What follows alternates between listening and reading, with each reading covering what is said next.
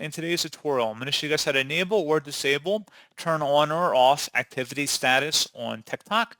So this should hopefully be a pretty straightforward process here, guys. And without further ado, let's go ahead and jump right into it. So all you have to do is open up your TikTok profile. If it's not presently open and you're not sure how to do it, select the profile button at the bottom right, and then select the hamburger icon at the top right. Left click on that and select settings and privacy.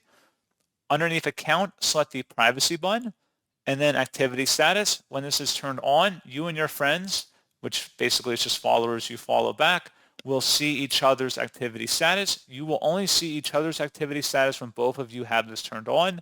So if you want to have it enabled, just left click inside the oval to turn to the right. Otherwise, you can click inside of it to turn it off. It'll be grayed out here, meaning it's not turned on. And that's all you have to do. So pretty straightforward process. And as always, thank you for watching. I do hope I was able to help you out. And I do look forward to catching you all in the next tutorial. Goodbye.